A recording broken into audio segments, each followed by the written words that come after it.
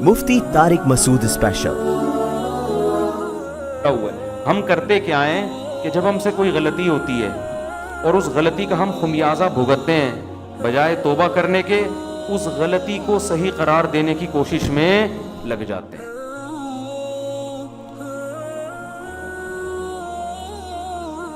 اپنا ہی واقعہ سنانے میں کوئی حرج نہیں میرا خیال ہے۔ آج میں جمعے میں نہا کے واش روم سے نکلا تو الماری کا جو ہے نا، ہمارے گھر کی الماری کا وہ دروازہ کھلا ہوا تھا، جیسے ہی وہ شیشہ تھا اس کا کھلا ہوا تھا، میں ٹکرا گیا اس سے۔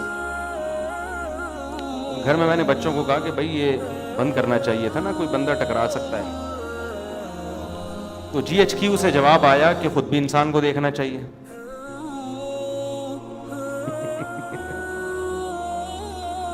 میں نے گھر میں بچوں سے کہا کہ بھائی دیکھو، بندہ واش روم سے نکلتا ہے، سامنے الماری ہے، اگر اس کا وہ شیشے کا ایک کھلا ہوگا تو کوئی بھی ٹکرا سکتا ہے نا۔ جی ایچ کیو آپ کو پتا ہے آرمی کسی کے سامنے جھکتی اور دبتی نہیں ہے، تو جی ایچ کیو سے فوراً رپلائی آیا کہ انسان کو خود بھی دیکھنا چاہیے۔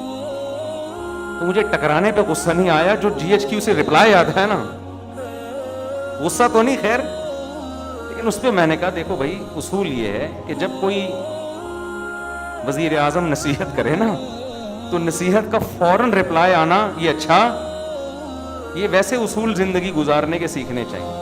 اس وقت انسان کہتے سوری، اس وقت کیا کہتے سوری، یہ ٹھیک ہے چلو۔ گھروں میں جھگڑے یہیں سے تو ہوتے ہیں۔ اب ہم تو خاموش ہو گئے کیوں، آگے جی ایچ کیو کے آگے کون بول سکتا ہے، لیکن ہوتا کیا ہے آدمی پھر جواب میں دیتا ہے۔ میں جب آپ سے کہہ رہا ہوں کہ اس کا دروازہ بند ہونا چاہیے، ہم باہر نکلے ٹکرا گیا، یہ میری غلطی ہے آپ کی غلطی ہے؟ ایک تو غلطی آپ کی، اوپر سے آپ کہہ رہے ہو کہ آپ کو دیکھنا چاہیے۔ بھائی میں تو ایک دم سے نکلوں گا نا باہر، تو وہ جواب آگے سے آئے گا، بھائی آپ کے بھی تو چشمہ نہیں لگا ہوا نا، نظر تو ٹھیک ہے، ہم سے غلطی ہو گئی، کھڑکی کھلی رہ گئی ہے، دروازہ کھلا رہ گیا، تو آپ کو بھی تو نظر آ رہا ہے نا۔ اب بتاؤ اس مسئلے کا قیامت تک کوئی حل ہو سکتا ہے؟ میں جواب میں کہوں گا نہیں، میری غلطی نہیں ہے، کیونکہ انسان جب اچانک نکلتا ہے اور پٹ کھلا ہوا ہو تو ٹکرائے گا، آنکھ بھی پھوٹ سکتی ہے، سر بھی پھٹ سکتا ہے۔ اگلا جواب میں کیا، اس وقت ٹکرائے گا بشرطے کہ آنکھیں بند ہوں، کھلی بھی ہوں تو نہیں ٹکرائے گا۔ گھروں میں جھگڑے یہیں سے شروع ہوتے ہیں، پھر جو لڑائیاں ہوتی ہیں، پھر آگے ابے تو سنتی نہیں ہے، ایک تو میں نصیحت کر رہا ہوں اور پھر اوپر سے جواب دے رہی ہے، پھر یہ وہ، پھر جناب سالے آ گئے ہو، یہ تو تم سے شادی ہوئی ہم پچھتا رہے ہیں یار، تمہارا تو کبھی سر ٹکرا رہا ہے، کبھی تمہارے پاؤں ٹکرا رہے ہیں، کبھی تمہارے گھٹنے ٹکرا رہے ہیں، کبھی تم پھسل رہے ہو، تمہارا تو کام ہی ہے یہ، تم تو اندھے ہو، تم تو بہرے ہو، تم تو کاڑے ہو، تم تو لنجے ہو، تم تو ٹنڈے ہو۔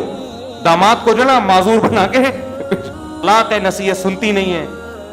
تو اس کا طریقہ یہ ہوتا ہے کہ جی ایچ کیو سے جب کوئی رپلائی آئے فوراً کیا کر لو، اچھا سوری ہماری غلطی ہے۔ کس کی غلطی ہے بھائی؟ ہم ٹکرائے، کس کی غلطی؟ ہم چپ ہو گئے۔ بعد میں نے کہا یار تھوڑا سا سمجھا دینا چاہیے، سمجھا دیا، سن لیا کہ بھائی جب بھی کوئی نصیحت کرے نا فوراً آگے سے جواب، اصول ہے یہ، زندگی گزارنے کا اصول ہے۔ کوئی بڑا بھی جب سمجھا رہا ہو بیٹے کو، بیٹا یوں، بیٹا آگے سے جواب نہ دینا شروع کر دے، نہیں اصل میں ایکچولی، بھائی تو سن لے چپ کر کے تھوڑی دیر، تیرا باپ ہے وہ کون ہے؟ جب نصیحت کر رہا ہے نا، ہمارے والد صاحب کا تو عادت تھی، وہ نصیحت کر رہے اور ہم آگے سے جواب دے دینا، ہمیں پتا تھا والد صاحب کا پارا، پھر وہ کہتے تھے تمہاری اس غلطی پر اتنا غصہ نہیں آ رہا، یہ جو تم لوگوں میں سننے کی صلاحیت نہیں ہے نا، یہ زیادہ بڑا جرم ہے، یہ زیادہ بڑا جرم ہے۔ دیکھو جو آدمی سنتا نہیں ہے نا، اس میں تکبر ہوتا ہے، وہ سمجھتے میں غلط ہو ہی نہیں سکتا، یہ اس کی علامت ہوتی ہے کہ آپ فوراً آگے سے جواب دے۔ آپ فرض کر لیں کہ یار میں کون سا فرشتہ ہوں، میرے میں غلطی ہو سکتی ہے، یہ والی اگرچہ نہیں ہے لیکن ہو تو سکتی ہے نا، تو سن لو یار، زیادہ سے زیادہ یہ ہو جائے گا میں چھوٹا آپ بڑے، تو کوئی بات نہیں، اس سے کیا ہو جاتا ہے۔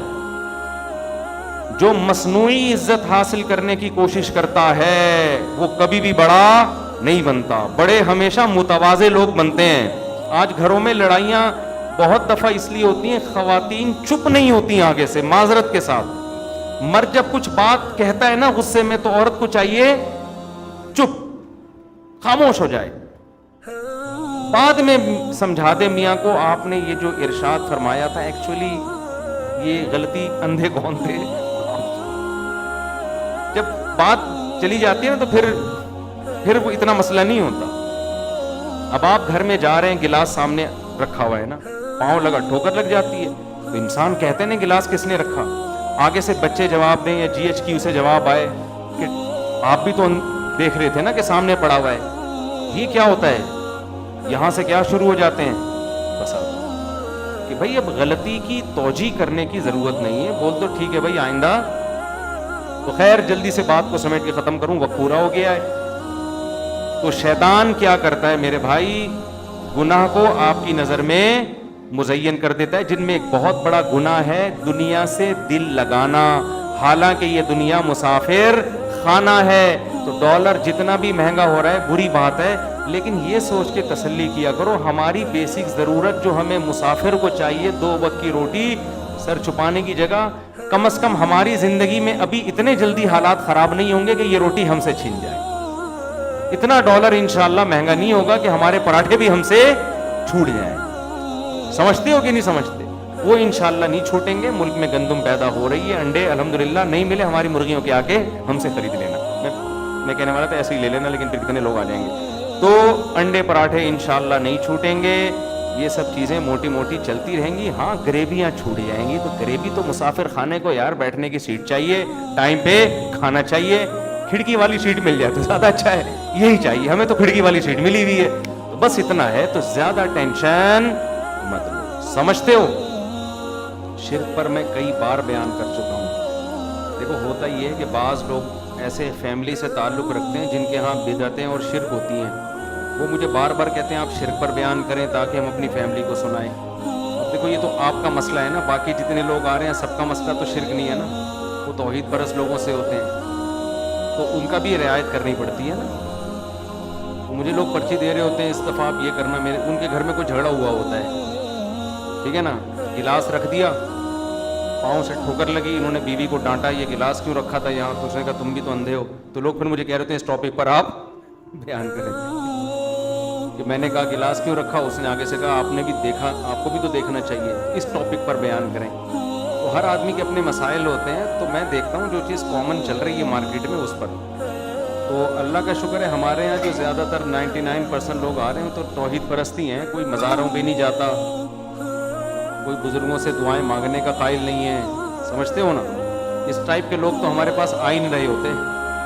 اور اب تو یوٹیوب پہ سن بھی نہیں رہے ہمیں ایسے لوگ, انہوں نے ہمیں اتنا وہ بدنام کر دیا ہے, یہ ایسے ہیں یہ ویسے ہیں, وہ سنتے ہی نہیں ہیں. تو پھر بھی میں کرتا ہوں کیونکہ ٹاپک بہت اہم ہے, توحید ہمارے ایمان کا حصہ ہے, جب موقع ملتا ہے کر دیتا ہوں بیان. مفتی صاحب تمام کبیرہ گناہوں کی وضاحت کر دیں. دیکھیں چند کبیرہ گناہ ہیں. قتل کرنا انسانی حقوق میں سب سے بڑا کبیرہ گناہ ہے. نماز جان کر قضا کر دینا سب سے بڑا کبیرہ گناہ اسلام لانے کے بعد. اس کو ہم لوگ بہت ہلکا سمجھتے ہیں. اسلام میں خوب سمجھ لو, جان کر نماز قضا کرنے سے بڑا گناہ کوئی بھی نہیں ہے. خوب سمجھ لیں. یہ امام احمد ابن حنبل کے نزدیک انسان اسلام سے ہی نکل جاتا ہے, اس کو ہلکا نہ سمجھیں. زمین آسمان ادھر سے ادھر ہو جائے نماز قضا نہیں ہونی. جنگ کی حالت میں اللہ نے اجازت نہیں دی ہے نماز قضا کرنے کی, میدان جنگ میں, تو پھر کہاں اجازت ہوگی. تو نماز قضا کرنا, سود کھانا اور زنا کرنا, شراب پینا, لڑکوں سے بدفعلی کرنا, ماں باپ کو ستاتے رہنا, کبھی کبھار اونچ نیچ ہو جاتی ہے انسان سے, گھر میں ہوتا ہے, اس کا تو قرآن نے بھی کہا ان تکونوا صالحین فإنہ کان للأوابین غفورا. کبھی ماں باپ سے اونچ نیچ ہو جائے توبہ استغفار کرو, اللہ معاف کر دے گا. وہ تو ہر گھر میں ہی ہوتی ہے, لیکن ان کو مستقل ٹارچر کرتے رہنا یہ بھی کس میں داخل ہے, کبیرہ گناہ میں. رشتہ داری توڑنا, خونی رشتوں کو, چچا ماموں خالہ پھوپھی بہن بھائی, یہ بہت قریبی رشتے ہیں, ان میں توڑ پیدا کرنے کی کوشش کرنا یہ صغیرہ گناہ نہیں. اگر آپ کی ایک سال بھائی سے بات چیت ہی نہیں ہوتی, بہن سے بات چیت ہی نہیں ہوتی, قطع تعلق کیا ہوا ہے, تو حدیث میں تو آتا ہے رشتہ داری توڑنے والا جنت میں داخل نہیں ہو. یہ بہت خطرناک ہے, اس کو کسی طرح سے جوڑ کی کوشش میں لگ جایا کرو. اور بد نظری کبھی کبھار ہو جائے تو صغیرہ گناہ ہے. بار بار بار بار کرتے رہو گے تو وہ بھی کبیرہ میں داخل ہے. آج کل ایک حیا کے خلاف مسئلہ ہینڈ پریکٹس کی عادت لڑکوں کو پڑ گئی ہے.